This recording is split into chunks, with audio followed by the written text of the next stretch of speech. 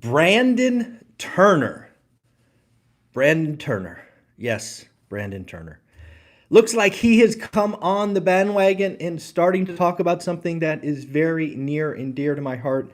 He just put out a video talking about getting to 2 rental properties. If you know anything about one rental at a time, my goal is to help grow the middle class. I believe it's a very ambitious goal. I believe growing the middle class comes down to owning assets. If you haven't figured out over the last 4 or 5 years that inflation is a feature, not a bug, you're not paying attention. Especially if you can secure assets with 30-year fixed rate debt that doesn't change. The ability to have somebody else pay off your asset. The ability to use leverage to get all of the equity, but only put 5, 10, 20, 25% down. To have the big guys, first Pace Morby, then Ryan Pineda, and now Brandon Turner, talking about getting to 4, 5, in Brandon's case 2, I think is amazing. I think Brandon Turner has a special place in the real estate investing landscape. I think he carries a huge voice. And to have him in this boat now, I think is amazing, regardless of how I feel about Brandon, the person. If you know anything about me and One Rental at a Time, I personally don't like the guy. I have interacted with him decades ago, and it was no fun. But that said, 20 years ago versus what he's able to do today, all for it. If he wants to push the message of getting to 2, 4, or shoot 5 rental properties, I am all for it. I am all for it. So again, if you want to see that video, it is on his channel. Brandon Turner does have a YouTube channel. I'm sure he has a podcast as well. But yes, he just put out a video talking about getting to 2 rental properties. I do have a question for you, though. I really have a question. We have seen some of the biggest folks in the real estate game, in my opinion, take a very significant pivot. Maybe I'm seeing a boogeyman when one's not there, but there was a lot of people raising money, talking about buying trailer home parks or whatever they're called, mobile home parks, buying apartment buildings, raising money as GPs. It does feel like a lot of those people are all of a sudden talking about 2, 4, 5 rental properties. Is this a sign that it's hard to raise money for bigger deals? Probably. Is it a sign that assets aren't retrading?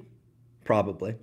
Is it a sign that they have realized they need to reposition to be relevant?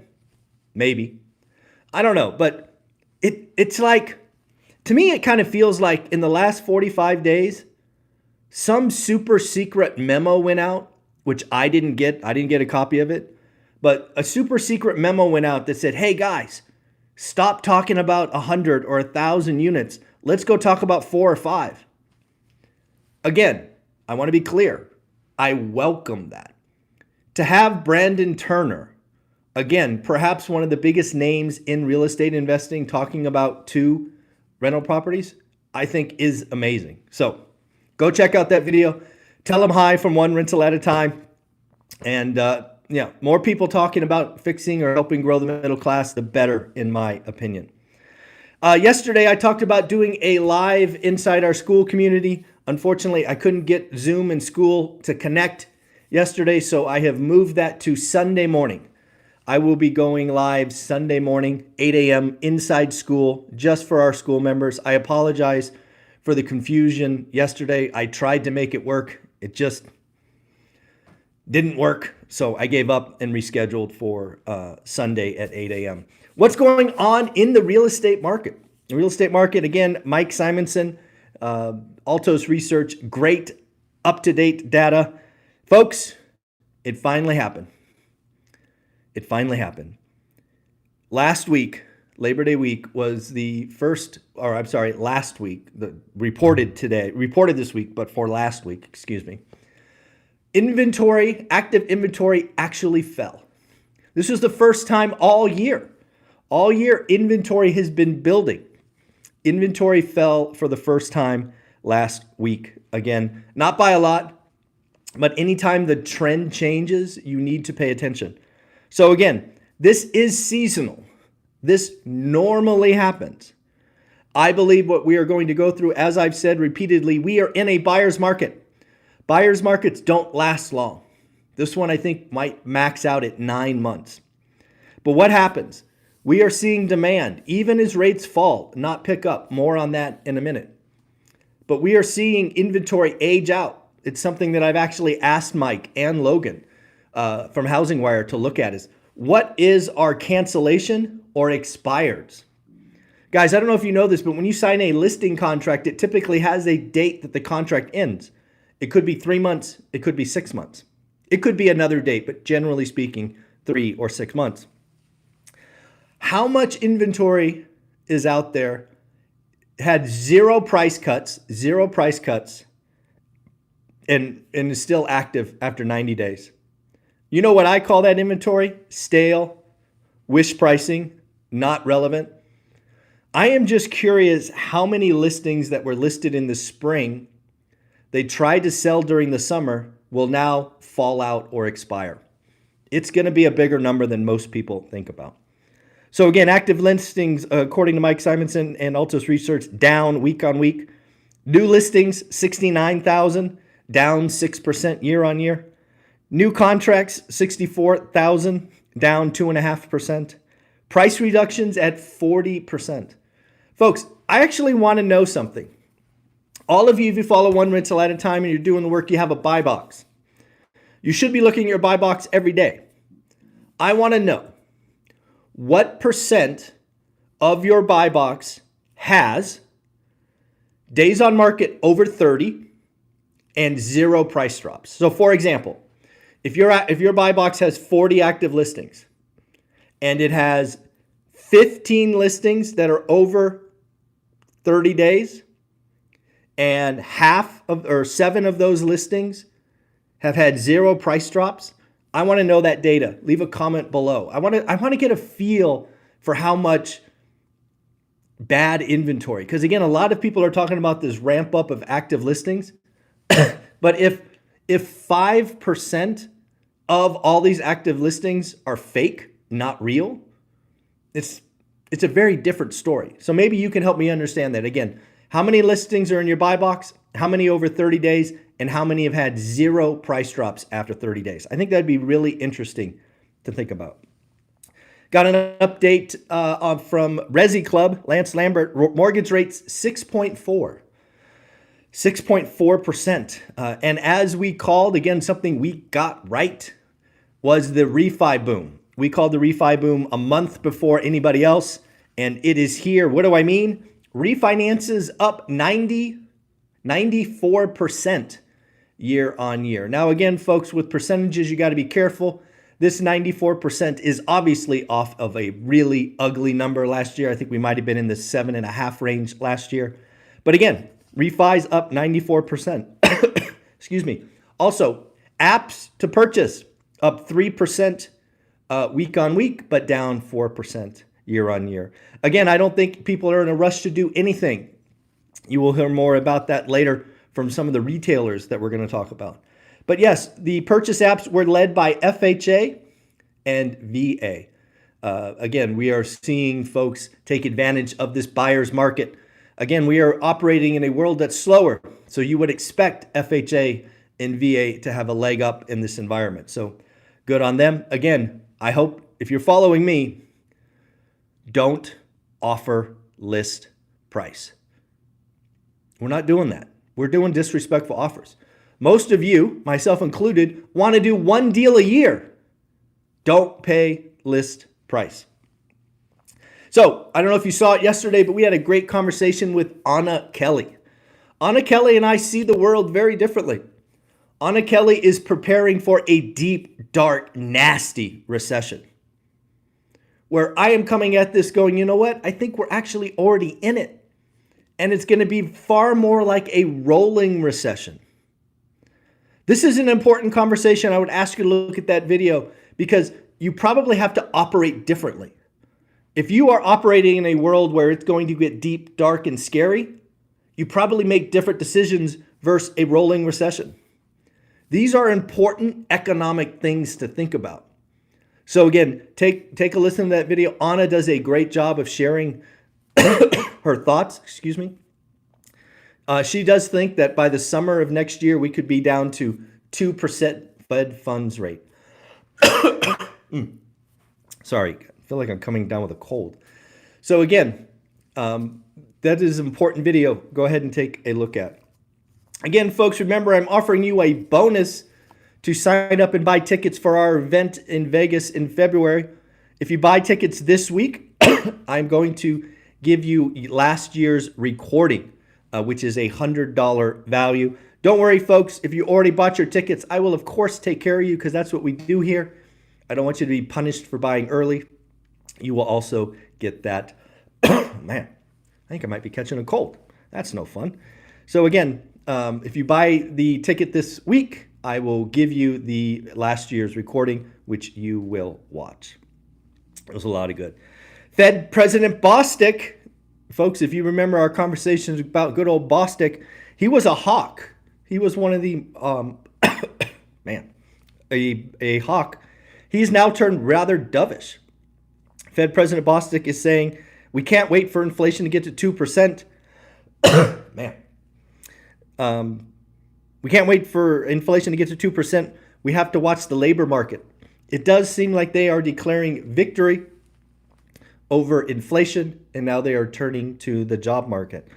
On the job market, we got our first of 3 jobs numbers. Today, we got the JOLTS report. Tomorrow, we'll get ADP and private payroll. And then Friday, of course, the big number of the week, non-farm payroll. JOLTS report was ugly. Was ugly, ugly, ugly. Let me get something to drink.